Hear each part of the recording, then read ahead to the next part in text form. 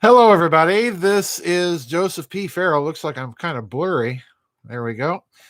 With news and views from the Nefarium on Thursday, March 11th, 2021. I have some wild speculations I want to indulge in today, which we'll get to once we get to the article. But I want to update you on tomorrow's scheduled fireside. That's the short format vid chat in the members area. I'm going to move that to next week, Tuesday, March 16th, at the same time, 3 p.m. U.S. Central Time. The reason why, folks, is that the weather in my area, it's that time of the year where the weather changes and can get very volatile and severe quite quickly. So they're predicting rain and storms tomorrow. And with the short format vid chat, I don't want to take the chance that we're going to get power outages and so on and so forth.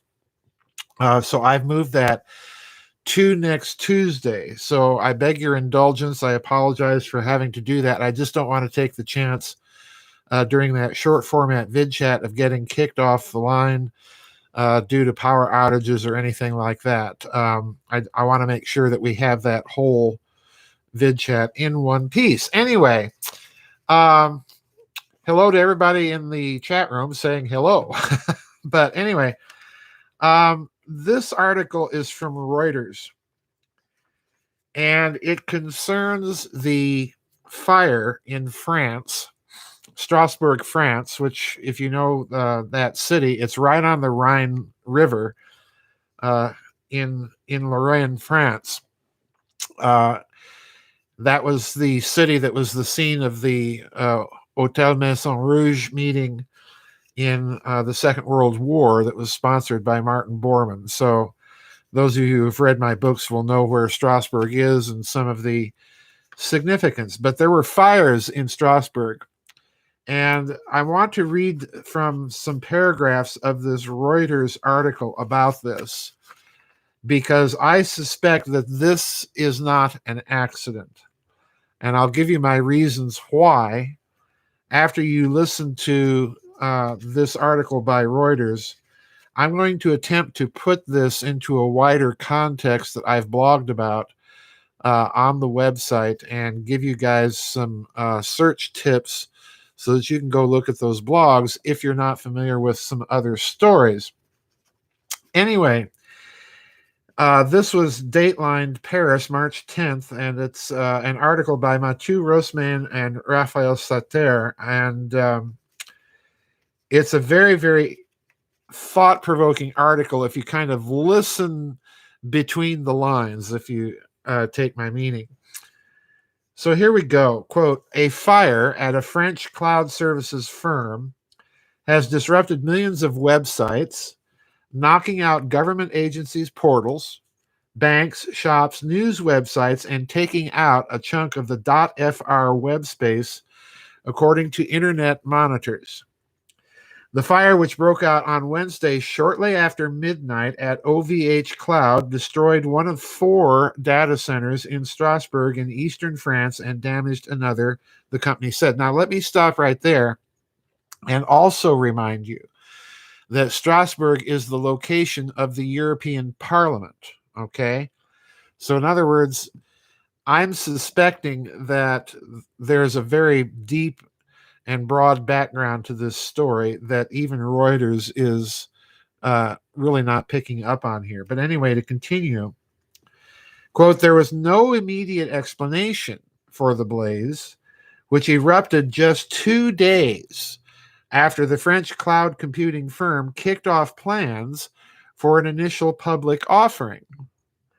Europe's largest cloud services provider told clients, including the French government, that the Centre Pompidou and the cryptocurrency exchange Deribit to activate their disaster recovery plans following the blaze. Now, I'm skipping a couple of paragraphs here, but this is the first point to me that makes it highly suspicious that this fire occurred shortly before they were going to take all of this to a public offering on the bourses in France and presumably throughout the rest of Europe.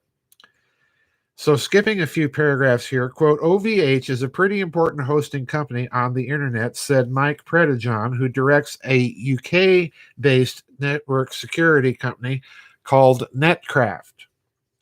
He said the affected servers hosted 3.6 million websites, including niche government platforms in France, Britain, Poland, and the Ivory Coast.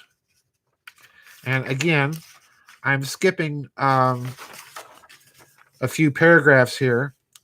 The Strasbourg centers were among the OVH Cloud's 17 data centers in France and 32 globally. Several clients said their websites had gone offline or emails could not be accessed. There was no immediate news of any major data loss. And skipping a couple of paragraphs again, OVH Cloud declined to comment on its fire safety protocols. The site did not expose a toxic risk, it added, and that's the end of the article. And this is at Reuters. Now, here's my problem. We hear stories like this, and they come up every now and then, and everybody perceives them as just, kind of an isolated story. And my speculation of today is I'm going to step back from that point of view and say, no, you have to look at a very long-term pattern and cast your net very widely. And when you do that, it appears to me that there has been for some years a covert cyber warfare going on. To me, it speaks volumes that this was a French firm that was poised perhaps to challenge in some respects the dominance of the internet cloud by Microsoft and Amazon and so on and so forth. In other words, the cloud is right now principally an American dominated sphere. And the fire to me is highly suspicious, particularly given the timing that this company was going to go public with a public share offering in a couple of days, then the fire occurs. So my wide context here is that there is and has been for some time, a widespread digital cyber warfare going on. And the reason why this is important is the Mr. Globaloney is, as most of you here probably know, is pushing the idea of digital cryptocurrencies. Now, I've said it before, I'll say it again. Cryptocurrencies, digital currencies, are not genuine currencies because their value can be adjusted at the push of a button or manipulated by pushing buttons and manipulating trades and so on and so forth. In other words, what they're doing is they're rolling out corporate coupons, and you be good little boys and girls, and the value of your so-called currency will not decline. But the context I'm talking about here is I want to bring your attention to something that I've blogged about and have been intrigued about that goes back, I would say, at least 10 years.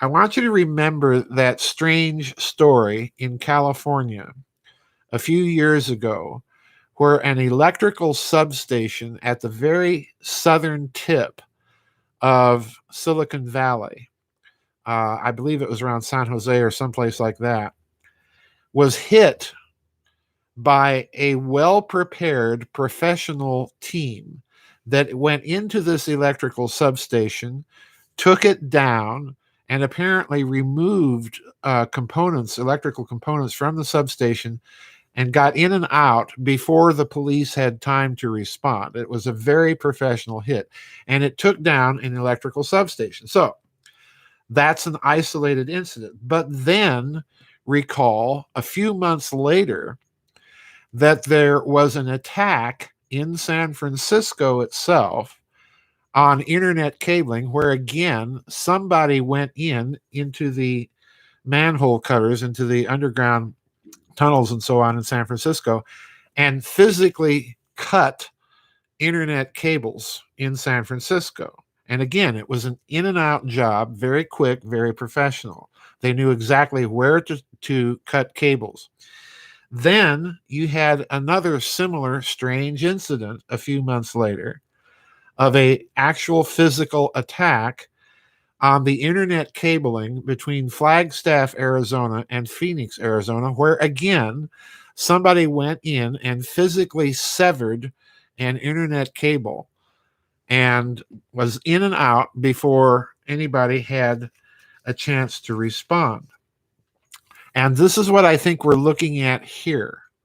What I'm arguing is if you pay attention to these stories and look at them not as isolated incidents, it appears that there's a real cyber war going on for who gets to control platforms and so on and so forth. And please note that these attacks are not hacking attacks. This is the key point here that I'm trying to make. These are not some anonymous hackers like that group that was active and being reported on just a few years ago, where they're physically hacking through computer coding and so on and so forth a network and bringing it down.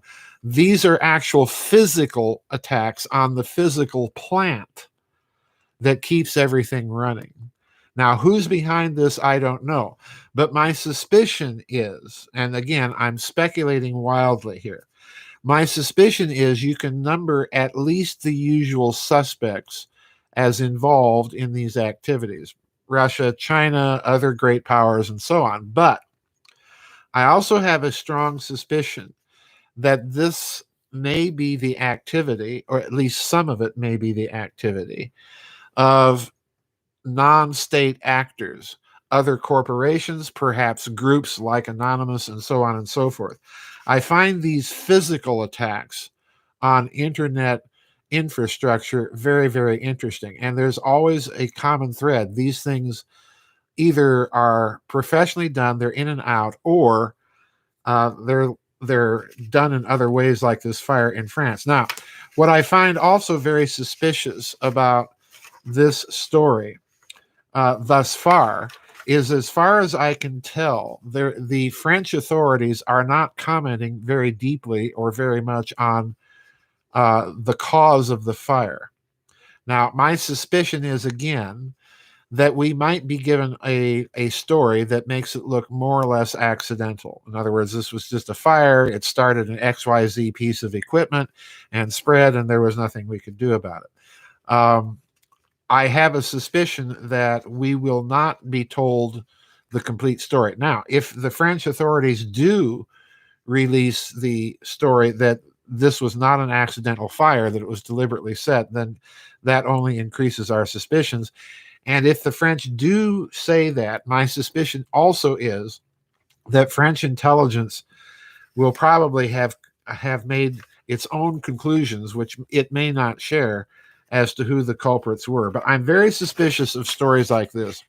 If you go back over the past few years, you'll see that there are a number of stories that never really break out into the open on the mainstream media, because these stories are supposedly one-offs. But there's a pattern going on here, in my opinion, and it's been going on for quite a few years. So for those of you who are interested in these stories that I've mentioned, you can go on to the website and simply search for things like California electrical substation attack or San Francisco internet cabling incident and so on and so forth. And it'll pull up a bunch of these stories that I've blogged about. And many are from quite a few years ago. So, to me, this may be the latest episode in some of these internet infrastructure attacks.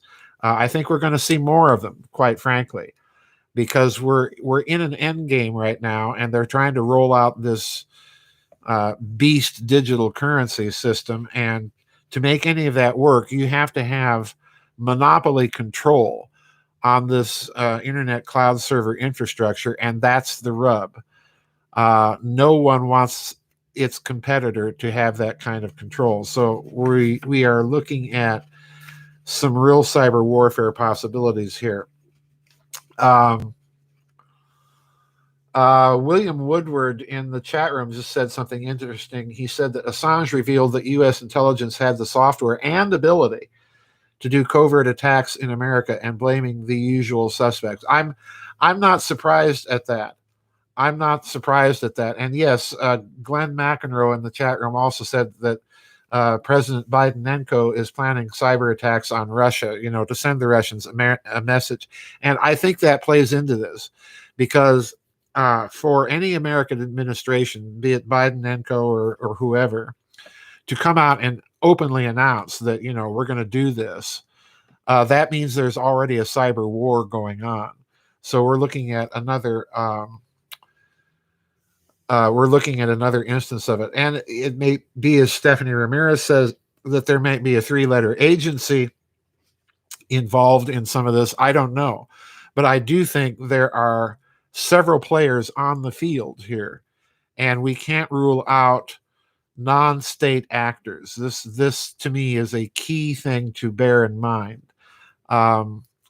But when you're talking about these physical infrastructure attacks, then yes, I would be more inclined to look at state actors, special forces that have special training and so on, and that are able to get in and out and accomplish their mission quickly and professionally.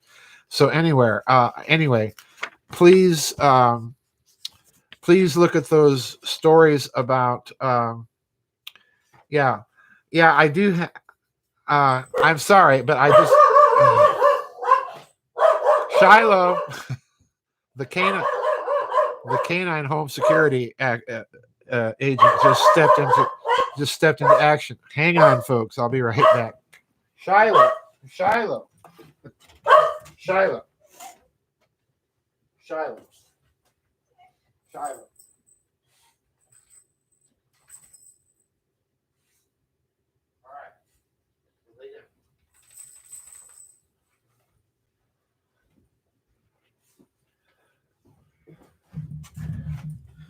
Yeah, I'm sorry about the video cancellation, but you have to understand, I live in a zone where the weather can change and get very severe very quickly.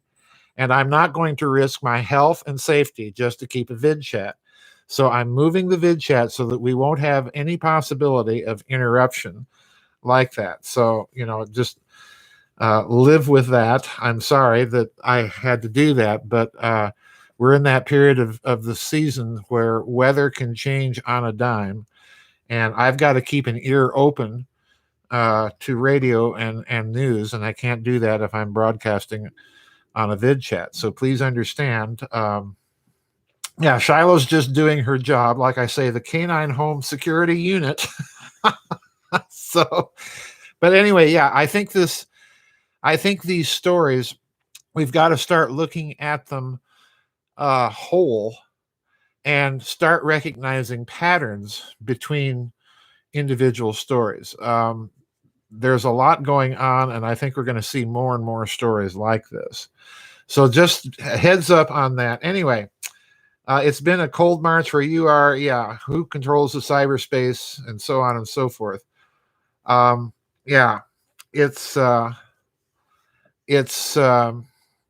It's going to get very, very interesting, I think, in coming years as we watch these cyber wars unfold. And as stories increasingly pile up, it's going to be very important to compile those stories and recognize patterns, because those patterns might indicate potentially who some of the possibilities are that are pulling off these attacks. Anyway, that's it. I went a little over. I'm sorry about that, folks. I went a little bit over my usual 15 minutes, but keep your eyes out. Remember, no vid chat tomorrow. I've moved the vid chat, the fireside vid chat, to Tuesday because of the possibility of some severe weather. Now, cross your fingers. I'll keep moving it if I have to, but I will have it eventually. And remember that the fireside vid chat, you post your questions and comments in the comments section on that fireside chat in the members area. Anyway, that's it for today. Interesting. Dash Rendar says the Indian stock exchange, the world's biggest derivatives exchange by a number of contracts, halted trading last month for 3 hours because of a telecom disruption. And I remember that story about the U.S. Fed going down. So there's a cyber warfare going on, folks. And what I'm so upset at this idea of digital currency and everybody thinking it's wonderful, because when these things go down like that, that means you might not have access to your so-called money. Okay, so I'm all for physical media of exchange, and having something in your hands that you can use, not a bunch of blips on the screen which someone can press a button and change or deny access to. Anyway, that's not a currency, as Catherine Austin Fitts says. Anyway, so that's it, folks. I'll see you on the flip side. Bye bye, and God bless.